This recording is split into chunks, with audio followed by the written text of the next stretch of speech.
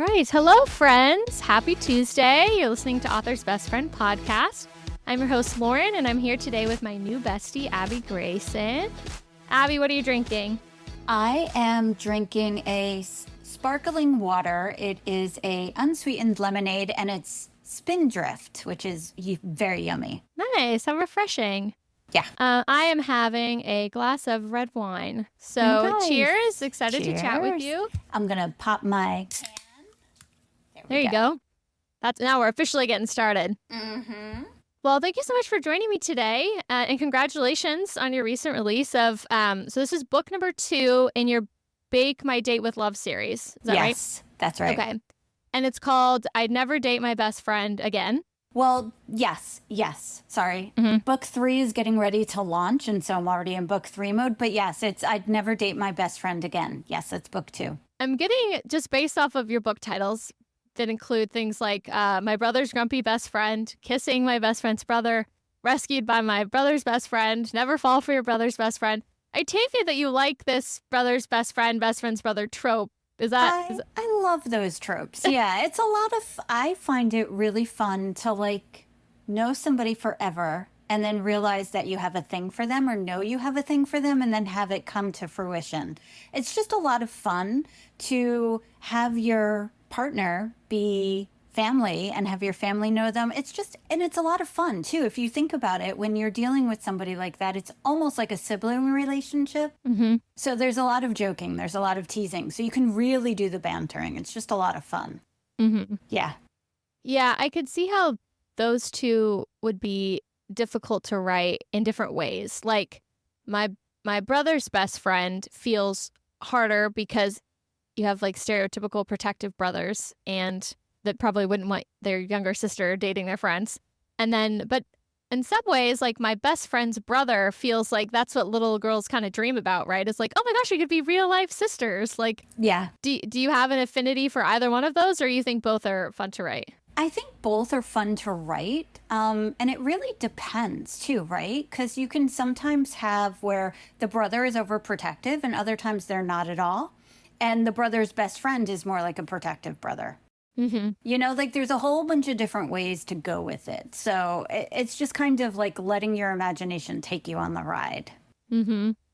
Do you know anyone personally who's ever do you have a brother your friends have tried to date? My brothers are all younger, so no. No. It's funny. I don't know why I like that trope. I just do. I also like the best friend trope.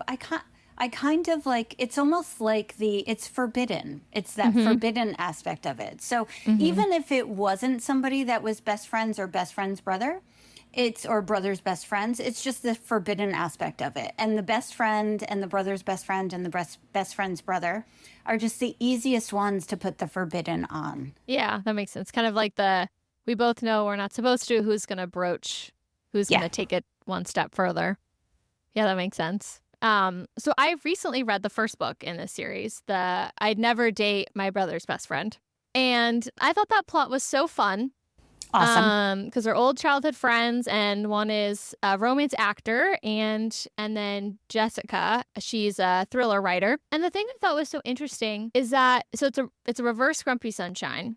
Yeah. And Jessica, the writer, she's the resident grump. And I thought it was interesting how you portrayed her, because in the reverse Grumpy Sunshines I'm used to, the female main character is kind of sultry, uses defense, humor as a defense mechanism, and it's kind of like a broken down type sort of thing. And, don't we all wish that when we were broken down, we could be sultry and sexy, but that's why we eat it up.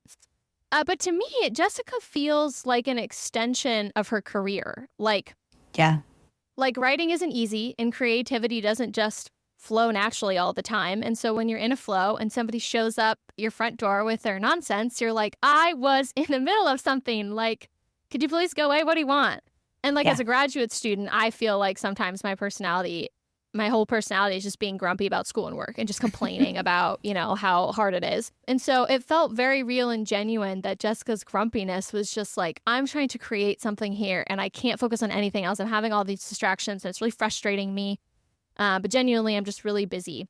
And I thought that was really interesting. And I wonder, if you had a specific inspiration for that, or I mean, as a writer yourself, if you were sort of like tapping into your own experiences there. It's so funny because by nature, I am not a grumpy person. So writing I grumpy, gathered that from you. yeah, writing grumpy is it's really hard for me. But if I want to tap into my grumpiness, it's the hangry. Like if I am hungry, I don't get fed, I get angry. And I'm cranky. Like, don't come over to me. People just walk away because I get quiet. And I feel like that's who Jessica was. But she was in that perpetual state of it. It's like, I don't like people. I don't want to deal with anybody. And yet she's surrounded by all of these sunshines. Like Evie is so happy. It's just crazy, And then Sean is over the top happy. And Jessica's just like hangry all the time. Yeah. So that's kind of how I did it. Yeah. Yeah, just feed her sugar. That was the younger version of myself. Just give me sugar and I'll be good. Yeah. But you've written grumpy male main characters. Yeah. And you find that that's easier? No. But it's easier to write a man because they tend to be more standoffish. So you can take the standoffish as grumpy, but you can also put like they get a little bit firm and they just kind of get a little finicky. So it is a little bit easier to write them as grumpy, but if you just stay in the grumpy lane, and the idea of grumpy, right, is to get them all prickly and then to remove the prickles so that you get to see the warmth underneath. So it's just figuring out like which grumpy road you're going to go and how you're going to do it. So do you decide on the kind of trope or personality, like Grumpy Sunshine is a trope, but it's also the personality of your characters. Do you decide on that first and then give them an occupation? Or you're like, oh, I want them to have this job. This would make sense if this person was kind of grumpy if they had this job. Yeah, no, honestly, I think I take it more on, I probably do their personality type first, and then I figure out like what they would be doing. But in the same token, even when I have my grumpies, I want them to be doing something that they enjoy so that they're not complete grumps all the time. Like they're just not completely miserable. And plotting out a story and figuring out your main characters is actually, it can be part of the hardest part of the entire writing process. But in the same token, when you get lost in the story, all of a sudden your characters start like weaving. And you're like, wait, where are you going? Yeah. Yeah. So it really just depends. I guess it just depends. But her being a writer is something that you have like intimate experience with, being a writer yourself. And so is it difficult to write personalities of people with jobs that you have never experienced or that you have never had? Yes. I do a lot. You do a lot of Google research, and you ask a lot of questions if you know people who've done it. I think the fun thing, too, is that you take your creativity from all different places. Like if you've seen a movie where somebody played the type of person that you want. Like, I don't know, there is this new TV show out. There's Tracker. And I forget the actor who's in it, but his name is Coulter. And I'm like, ooh, Coulter like is a survivalist and he goes and he finds people. And I'm like, that would be really fun to watch and like do. So you can get your ideas based on even movies that you see. And there's so many different careers that people choose. Like if you wanted to pick like a Wall Street guy, a Wall Street guy is like really uptight. That's how you envision them. You envision them very uptight, very motivated. They have a set goal. That's what they do. Everything else on the side is just kind of like roadkill. And so you can see that and those characters and how they portray them in different aspects.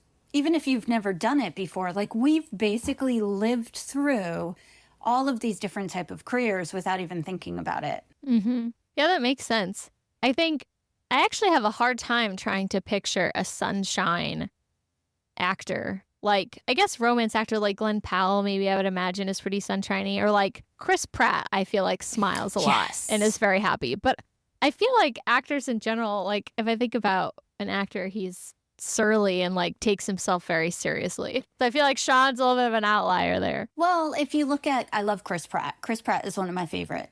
But if you look at Chris Pratt in Guardians of the Galaxy, like he's your typical cinnamon roll who's also got a little bit of gray morality there. But yet in the same token, he's like an awesome guy and tip-top character and has a heart of gold. Mm-hmm. And he's a sunshine in that movie. Mm-hmm. Yeah, And that's he true. tries to play it off as being somebody who's hard, but he's really not. Mm-hmm. Yeah, I've watched that movie a bazillion times. Yeah, he's great. And that's actually, now that you say that, that's a reverse sunshine, grumpy sunshine. Because look Mm-hmm. at Gamora. Mm-hmm. Yeah, she's like the tortured soul, troubled past with her dad. Yeah. But she's like sultry, sexy, like black Yeah. cat type. Oh, yeah, good point. Yeah, that's a good point. But so I'm in my sweet romance era, and I wanted to talk about that a little bit if you don't mind. So you work with clean romance books. Do you want to talk a little bit about what that experience was like, how you got on board with that, and how that's been going? Yeah, I used to read when I was younger. I read nonstop. And when I would read total smut novels. Wow. Yeah, oh yeah, Julie Garland. Oh my God, I loved her. Julie Garwood. I loved her. There were a couple authors that I would read nonstop. But they were all historical romances and they really didn't have cursing. And so when I started getting back into reading, I've read fantasy. I've read all over the genre course. But I went into romantic comedy, and I was reading this book, and the cursing in the book took away from the story for me. And I was like, okay, I am not a prude. If I get angry, I don't just get hangry, I also curse. Mm-hmm. So it's not like I never curse. But the cursing that was done in this book took away from the story for me. And I was like, this is not good. And then we got to the sex scene, and I was like, I could have done without it. Oh. And so, yeah, I know. I was pretty surprised. And that's a bummer. Yeah. And so when I started writing, I was kind of like, okay, first, the reason I started writing is the world is pretty much on fire. And I'm like, I want something that I can bring joy and happiness to people and make them feel good, because I think we need more of that in the world. And I was like, we don't need the cursing. We don't need the sex. We just need the love and the happiness. And so when I started this journey, I was just like, that's what I want to do. Mm-hmm. Now, I've started getting a little bit more spicy, like sweet with the heat, but not the spice. And I like that because I think chemistry is important. I love feeling the chemistry of my characters. The more chemistry the characters have, the more love I feel for them and the more I want to see their story expand. But I don't need to, like, I know what comes after. Yeah. I don't know that I need to see it on the page. You know what I'm saying? Yeah. So I was talking like a few weeks back with Tracy Bach. She's a fellow closed door romance writer. And we were talking about like navigating and writing sweet romance and things. And it got me thinking that first, just more on like a technical level, is closed door and sweet romance like the same thing? Oh, girl. This is a topic that when I first got onto Bookstagram, I was like, what the heck is everybody talking about? And what does this mean? Because apparently if you say clean, people get very insulted because they think that you're saying their work is dirty. No, like clean just means no cursing. Nobody's cursing. Just no cursing. Yeah, pretty much. And you know what? Here, I will give you my interpretation of it because there are a bazillion and one. Closed door for me means that there is no sex on the page, but it can insinuate that there is sex off page. When you get into the clean aspect of it, there's no cursing, but it's also pretty, like, it's not describing body parts. It's not heavily describing kisses. It's not going into a lot of details. The sweet aspect of it, I have no clue. It's like, let's throw sweet in there because sweet and spicy go nice. But nobody really knows what sweet means. I mean, in some ways, I kind of thought the same thing about sweet as you were just describing as clean, is that, like, I could see how an author who writes open door scenes might think that having sweet romance as a genre that their book can't be in makes it seem like they don't have sweetness in their book. Yeah. Yeah. And that's not true. Right. Yeah. And it's like, I didn't even know there was such a big controversy. Yeah. And the more I try and figure it out, the less I know, because the more you ask people, the less they know. I'm like, well, what does one pepper mean? Like, what is your idea of one pepper? And they're like, oh, well, for some people, that's a closed door. For other people, that is there is no closed door. The door is wide open, but it's not a lot. It's just like one scene. And I'm like, but that's still kind of open door, right? So I'm just like, I'm on the, you have some people who will be like, no, nobody should read that. That's not me. I'm kind of like, read what you want, but also just kind of really look for the author to give you a good description of what you're getting into. I started putting, because my books, when they land in a certain category on Amazon, people automatically assume them to be open door. And when they're not, they get disappointed. And when you get disappointed readers, they rate you low. Yeah.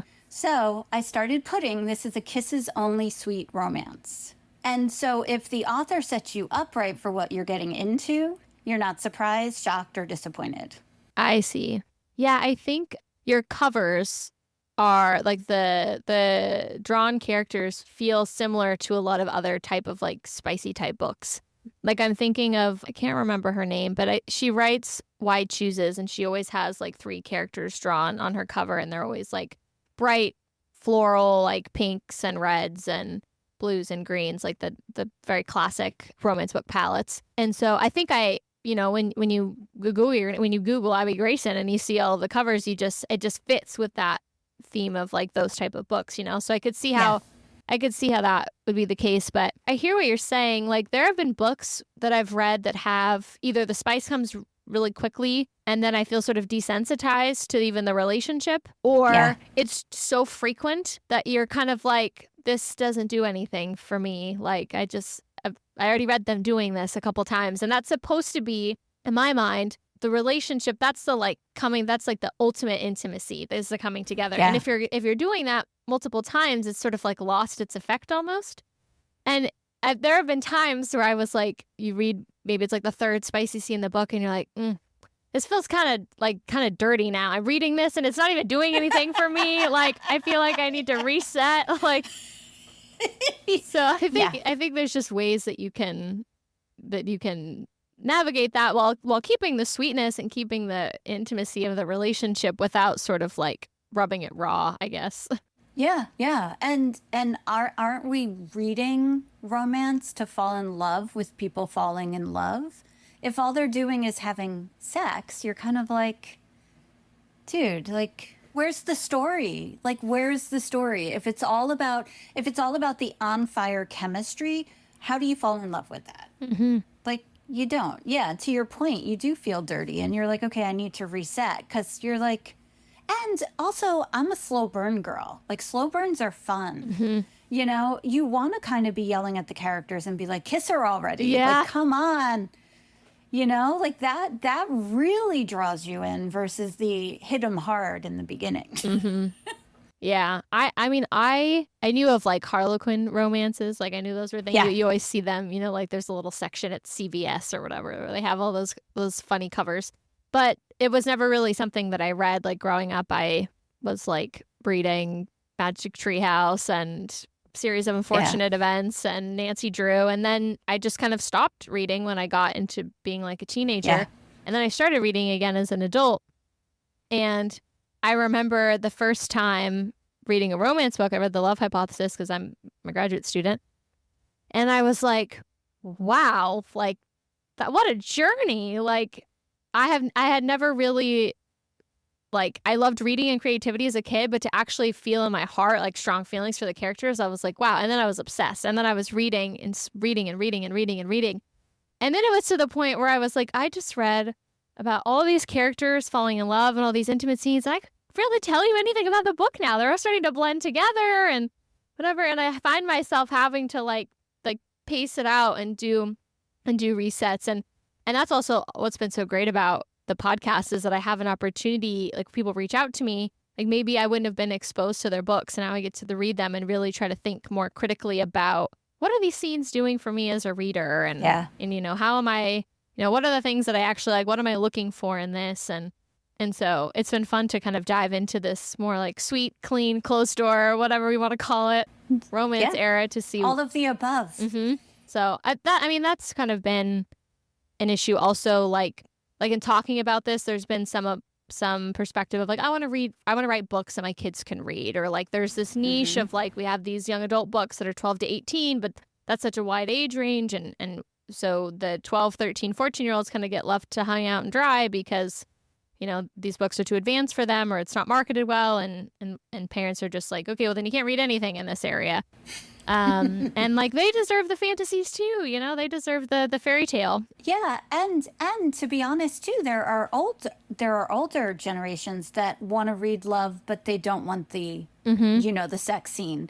And that was another thing. Like my books would technically be marketed as a young adult. And I'm like, well, what makes them a young adult? And they're like, well, there's only kissing. I'm like, but not only young adults want to read about just like the story and the journey. And it's so funny because everybody's trying to shove everybody's books into a category. And it's like, but there's not just young adults who want to read those books, and could young adults read them? Yeah. But young adults also don't want to read about 30-year-olds, it's like for them, they want to read about kids their age or people that are close in their age, so when you get into all of these categories, it's really fascinating because it's all people trying to shove books into a space that they think would fit based on what their opinion is. And yet there's how many billions of people reading that have all of these different opinions. Like if I was a 12-year-old, I don't want to read a book about old people if they're 30. Right? Like, I don't care how hot they or attractive they might be. They're old. I can't even imagine those old people, So, like, they have to be in their teens. That, for me, would be young adult. Yeah, that's so true. Honestly, I had never thought about older generations being like, hello, I am not a young adult, but I would like to read these books. I think I was talking to Molly Goins about, I think her husband had taken one of her books to someone that they knew, someone in their community that was older. And she was like, I was like, oh, that feels, because she writes Open Door. I was like, that feels dangerous. And she was like, no, she loved it. She was so excited and couldn't wait for the next ones. And like, so it's like, yeah, you market it for whatever adult age range, but all of that's going to vary. Like the things that people are looking for is not always like for kids. I think it's more of just censorship. It's like, even if you want to read something that's older, you're not old enough. You can't read that yet. But like, once you get past that certain point, it's kind of like, well, now it's just a preference game. It has nothing to do with your age. It's just, what are you trying to get out of this read? Exactly. And that's the whole thing too. Like I'm the worst reader. I am picky as all get out. I'm so bad. Like you'll hear the DNF and how you shouldn't DNF. And I'm like, dude, if you don't catch me I'll give you like 3 chapters. If you don't get me in 3 chapters, like I'm done. And I don't want to resent reading your book. And it just means it's not for me. But it's like, it's so funny with that. You have to find who you like, how you like that they write, and that you're enjoying the story. And I think that's more important than anything else. So do you put a lot of pressure on your first 3 chapters, being a reader that cares a lot about the beginnings? I try to with the first couple chapters. You want to do a hook and you want to pull people in. You want them invested in the characters. You kind of want stuff to happen fast. Because if it doesn't happen fast, like if you don't have that meet cute, if the meet cute is 6 chapters in, you're learning way too much information about both characters, which can work, but there has to be something exciting happening in their lives. So for me, there has to be something happening in the first couple chapters. There needs to be a hook that grabs people in.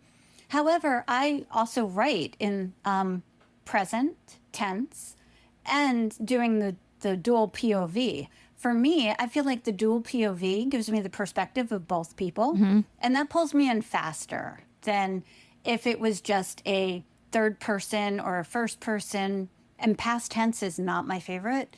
But those books, like if it's only that, I have to really like the narrator and the way that the narrator is perceiving the story. And if I don't, I can't stay in the story. If it's multiple characters and I'm getting their perspectives, it draws me in for a little bit longer. But if I don't like them, I'm not going to stay. Yeah, that makes sense. And in dual POV, I feel like there's the potential for the plot to feel repetitive because some things you write the scene and it's jumping between person to person, like, when you're watching dialogue in a movie or something. And if the scene that's set up isn't very good, then you don't really care whose perspective it is, but you just aren't really interested in the scene that's happening. So in that respect, it's probably like, like for example, I would I would never date my brother's best friend, is like, he's an actor. And as soon as I saw that, I was like, oh yeah, I love a cute romance actor. Like I'll read it because I'm interested in his occupation.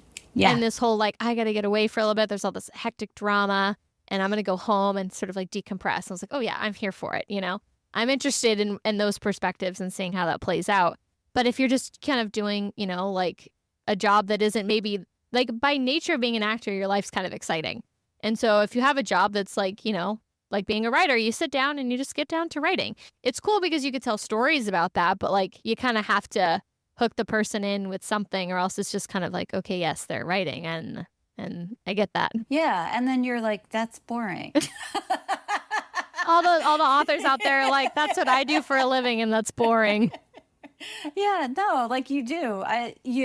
One of the things that you asked was, do I edit my own books? Mm-hmm. And the answer to that is no, because when you read over what you write, you can't edit it. You can only catch so much because your brain knows what you're trying to say. Yeah. And so the other reason I do it, and I do an interesting process, I write a certain amount of words and then I'll send it to my editor. I have 2 editors that I work with.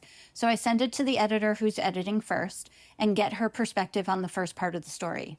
And the reason I do that for 2 reasons. 1, I want to make sure that I'm moving in a good direction. And 2, because I need the positive reinforcement. Because it's like, I can think the story is good, but then you start questioning whether or not the story is good. And if you get that immediate outside perspective right away, it fuels the rest of the story for you.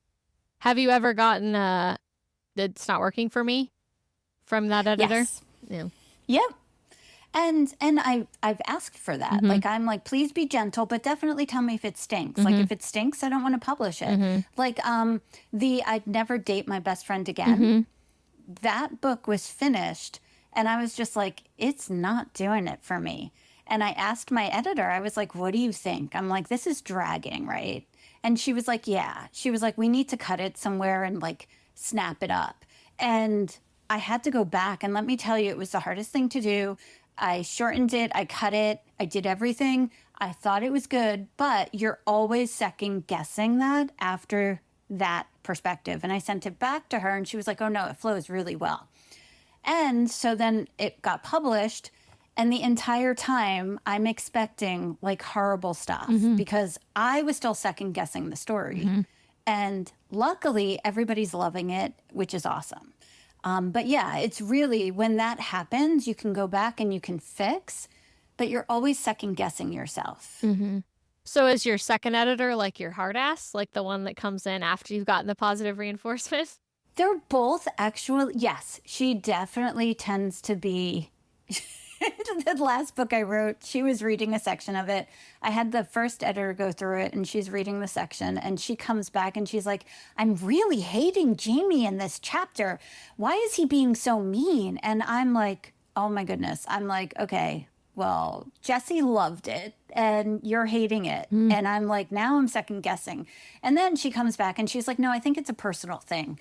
So for her, it was more of a personal related thing. But she can definitely come back and really give you some hard stuff. And then I'm like, okay. And it's funny because when somebody does that, you're like, yes, I want it. But in the same token, you don't. And when they give it to you, you shut down. And you're like, all right, so I need suggestions. Like, can you give me suggestions? How would you reword it? Or what would you do to fix it? And once they do that, you can get back into it. But it's such a hard process. And so many people do it alone. Like, my process is not like everybody else's. Like, I look at people and they're like, oh yeah, it took me 2 years to write the book and publish it. I'm like, I wrote a book in 6 weeks and published it in 2 months. Like, and you're like, is that good? Yes. Like, and it's like, really, I'm writing my books for the readers, right? Like, I write them because I enjoyed the story. And if I wasn't enjoying the story, and I don't want to read it, I don't think anybody else would want to read it. But the point of me writing it is for the people reading it. And so if they're loving it and enjoying it, then 2 months is enough time, right? Yeah, I suppose some of that has to do with how you respond to what you just said about your gut being like, you know, I don't know about this. Like, I can imagine that there are authors out there who spend a lot of time sort of ruminating on that. And oftentimes, whether it's financial or for personal reasons, like you kind of do it a little bit in a vacuum. And it's like, I don't want to share this story with them, or, working with an editor or publisher or whatever, it's like too expensive, a combination of those things. And so you're kind of Yeah. working with yourself, trying to break through some of these like writing blocks, or trying to figure out like, I don't know what the heck these characters are going to go next. I know what my ending is. I know the middle. Like, I don't know how to bridge. And I would imagine that's probably some of the long process. And also, to your point, you're also putting your name on the cover. When you put your real name on the cover, that's like people looking at you naked. And so if they're looking at you naked, it's like they get to see everything. And for me, I think by choosing to use a pen name, it was me, but it wasn't me. Like if you looked up Abby Greyson, you got to see the entire show that I put on for you. So it's a persona. I mean, it's who I am. I am Abby, but, my real name is Jenna, and there is a last name that goes with it that I don't put out to the world. So it's like people are getting to see me in my bathing suit instead. Yeah, interesting. So you think that with your pen name, it gives you a little bit of like more like confidence to put like something out quickly? A cushion. It gives you a cushion.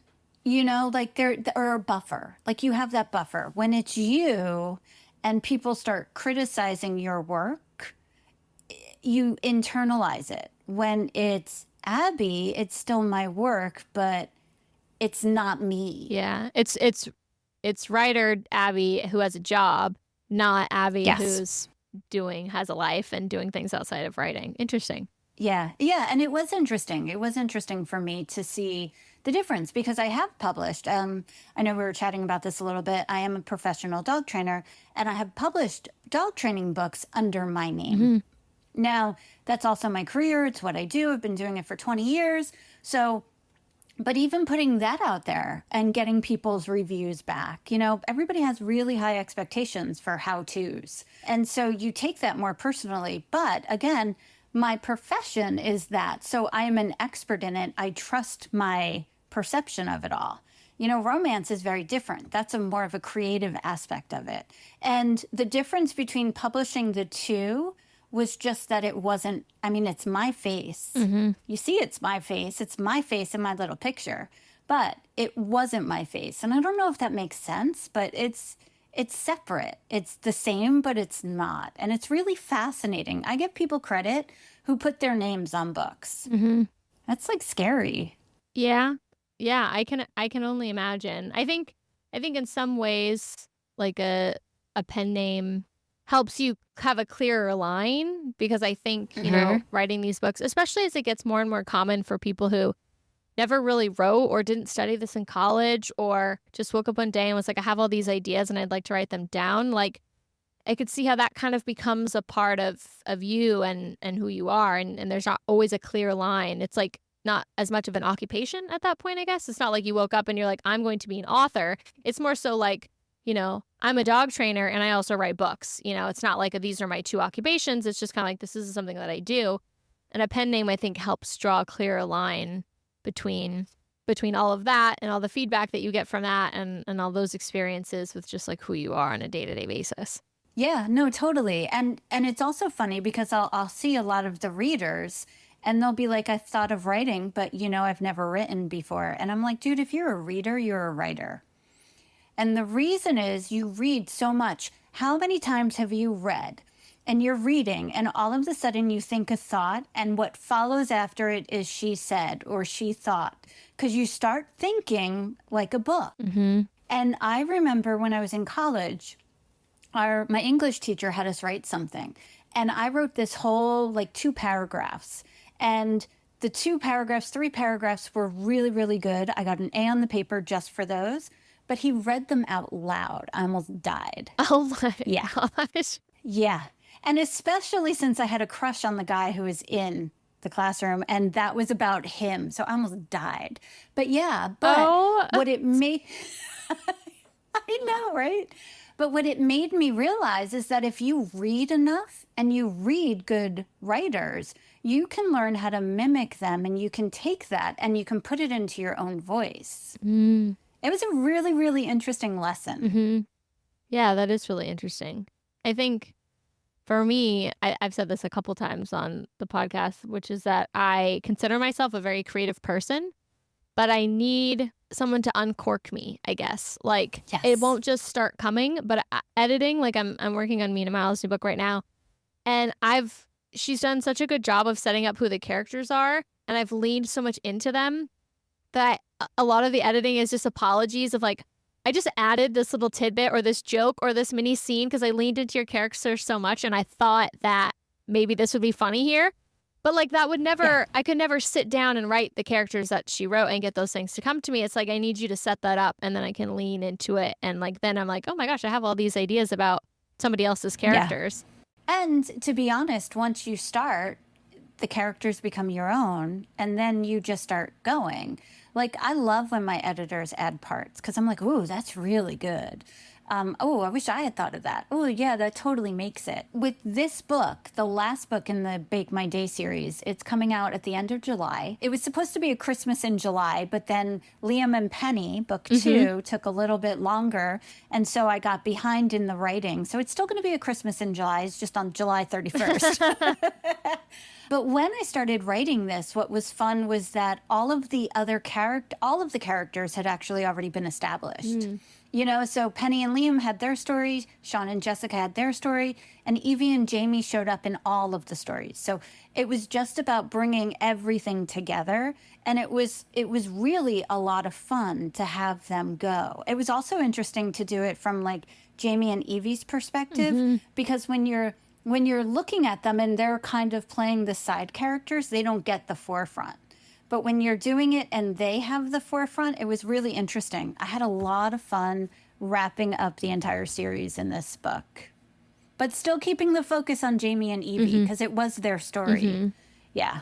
Yeah, that's interesting. It's like when you thought of this series, you planned to do 3 books, like you knew these were the couples that you were going to do. So how do you decide? Because in some ways, like couple 1 might be like, you know, that's your firstborn. Like you always want to check in and see, you know, if it doesn't end with a wedding, maybe they get a wedding down the line, maybe they get a kid or something, and it's all very exciting. And it's like, oh my God, I remember them for book 1. But then like the characters in the 3rd book, you kind of have to like slowly drag along. You don't want to make it too exciting because they're not going to be book 2, and you don't want people to be like, oh gosh, I wish this book was about them. But you want people to still remember them and care about them and see maybe a little kindling. So how does that, is it like your 3rd characters are the strongest and you're like, I want people to be like dying to hear their story by the time they get to it? Is it the 1st book is like, these are my favorite characters? Well, they all hold a special place in my heart. And actually, it was supposed to be an age order. So it's Sean, Evie, and Liam. And it was supposed to be an age order. Liam's story was supposed to be last.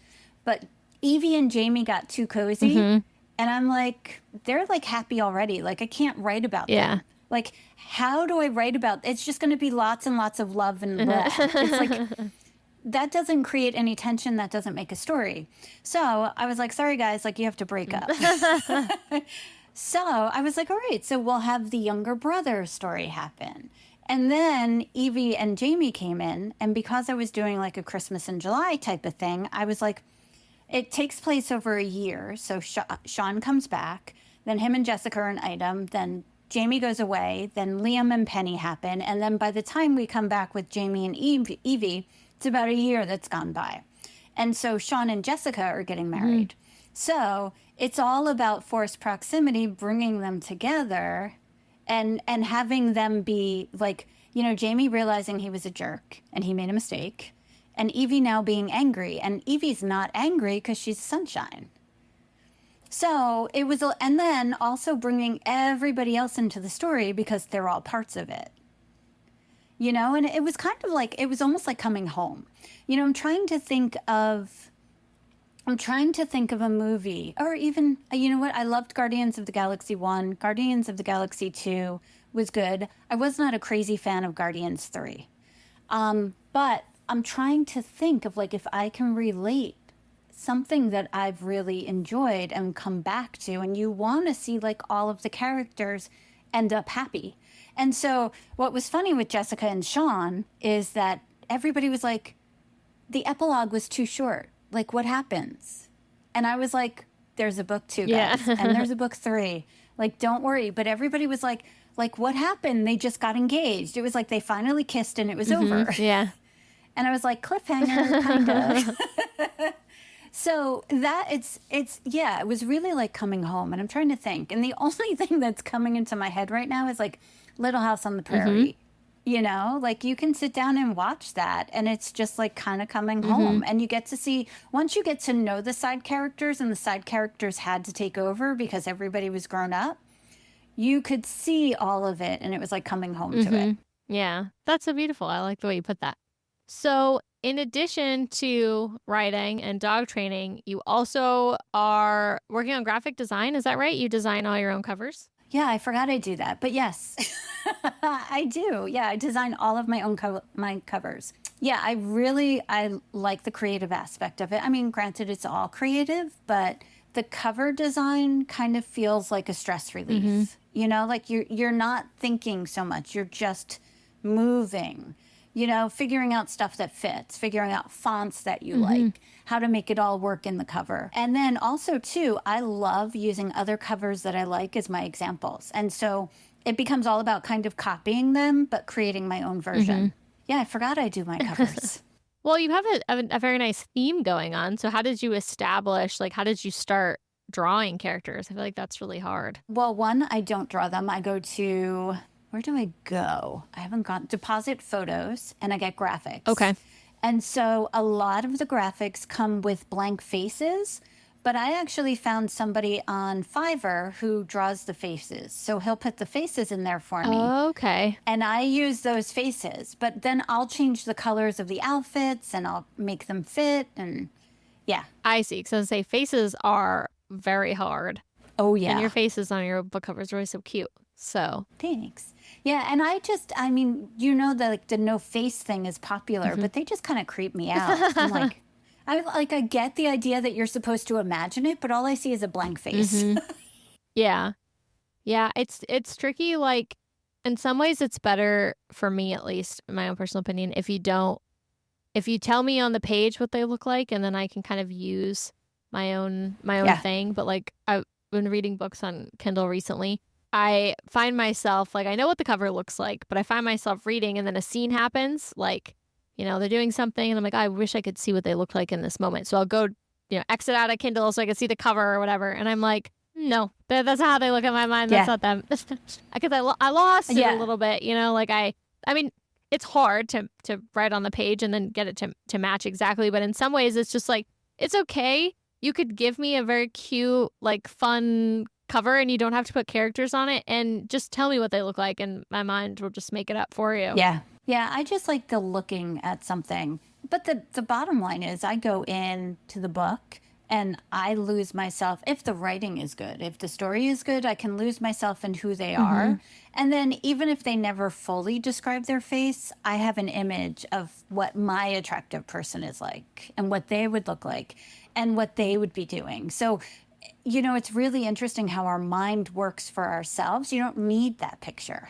Yeah, I'm a big mannerisms person. Like, yeah, you're right. Like, I could go a whole book and sometimes I'm like, I don't even know what color their skin tone is, or like, oftentimes eyes are really described in hair color. Yeah. But other than that, it's like, as long as you can tell me some little things about how their posturing or the things that they do with their hands or the way they carry themselves, like, that's all I need to just run wild with now what my own picture is in my mind. I remember reading a book for the first time. It was the first time I had gotten into fantasy and I was like, it's not working. My brain is turned off. I have no idea what these characters look like. And it was ACOTAR.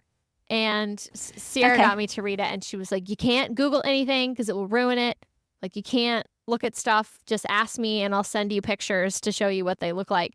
And I feel like I've just kind of gotten in the habit of just not trying to look at characters or whatever. And I'm just like, they're just going to be what they're going to be in my mind. And it's, you know, special treat if authors decide to like release character art or something. But for the most part, I'm just kind of like, let my imagination do the work. Yeah, my thought too with my covers is not necessarily, because rarely can I find something that fully depicts the character as I think they are. Like my grumpy best friend, I think the character on the cover does a very good description of Mm-hmm. Archer. Like he just comes off as very like cool, and it's a good depiction. But for the most part, everybody else is just kind of like cutesy cover stuff. Like, hey, look at my cute cover. Uh-huh. Yeah. Yeah. Look at Yeah, my cute outfit. yeah, yeah. Look, there's a dog. Isn't the dog Yeah. cute? That's funny. Yeah. Well, is there anything that you've been dying to write? Like I know that you said you really like this idea of this sort of forbidden aspect of friends or brothers' friends or whatever, but is there anything that's sort of floating around that you'd like to branch out and try? Well, actually, in Accidentally in Love with My Best Friend's Brother, there is a character who's actually floated from multiple Mm-hmm. books. His name is Adam. He was in Never Fall for Your Brother's Best Friend. And then I brought him into Accidentally in Love because it's a sports football book. And so I brought him over. And when I started writing it, there was just a ton of chemistry between the two side characters. So Adam and Susie are going to be getting their own story, and that has been floating around. You can see it. Nobody else will be able to see it. But it's been floating around. I have this as like my chapters. Oh wow. Yeah, and where I'm going to put certain scenes, since after I finished Accidentally in Love with My Best Friend's Brother with Josh and Bree. So that story's floating and going to get written at some point in time, but I do have a couple stuff happening, some more Christmas stuff coming out, which is going to be fun. But yeah, there's also a whole bunch of stories floating. They're floating around all the time. I have one story. I was on Instagram, and there is a reel of guys or people. I think most of them were men, though. They dress up in costumes like heroes. They become superheroes, and they go and they clean the windows of children's hospitals. Oh my gosh, that's so sweet. Yeah. So I'm like, that's going to be one of my leading male characters. A guy dressed as a superhero cleaning a hospital? Basically, I think what's going to happen is that he's going to be somebody who was in corporate who got stressed out and then switched over to this job. Oh my gosh, that's so great. Yeah, and so it's somebody who just decided that he wanted to change his life and bring joy to people. And like the kids, like watching the kids, and that I was like in love. I'm like, I need this character in my life. I'm like, I don't know anything else yet. I don't know how he's going to meet the main female character. I don't know who she's going to be. I might have her completely misunderstand him and not like him, because that's always fun. And then he turns out to be super sweet, and how could she not fall in love with him? But I just know that I need that male character in my life. Now, the question becomes, which superhero is he going to be? He may be Superman, because Peter Parker is one of my favorites. Not if I said Superman, not Superman, Spider-Man. Yeah, I got what you meant. Although it feels like, so you could play the mask. Like the mask could be sexy, or it could be like you could do like a mysterious type of thing in which she doesn't know him, or it could be like if she's ever interacting with him with it on, like the image is kind of silly. She could be one of the nurses, or she could have a nephew or a niece or somebody in the hospital, and she sees them that way. You know, like that's just even a thought floating. That just popped up. I'm like, oh, that's not bad. Yeah, what I was thinking when you were saying that is like it would be cute if she was a doctor there.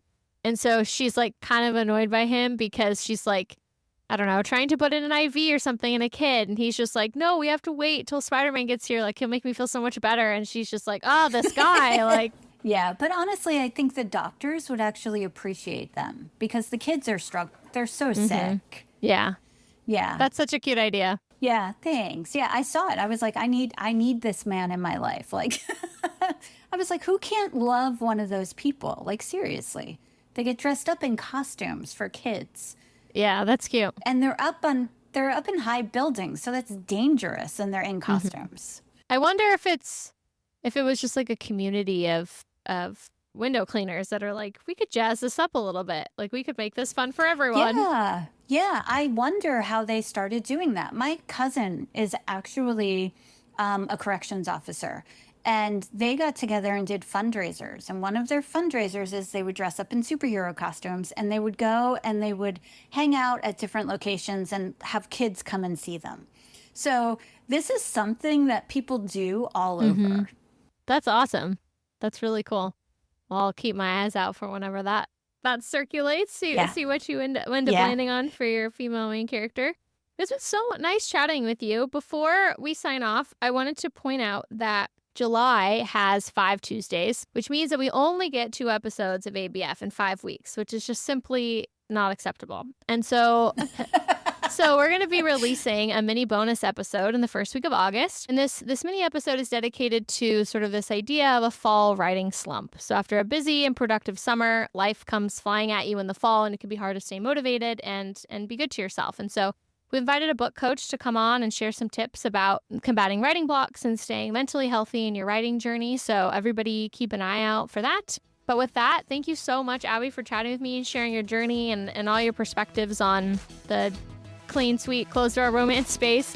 It was fun. Thank you. I'm so glad. This was a blast. So you can visit Abby's Instagram at author Abby Greyson for updates on her work. That's ABBYGREYSON. And ladies, lock up your brothers because Abby just might make them into her next main male heartthrob. I love it. I love it. All right, Abby, we'll see you next time. Thank you. Bye, everybody.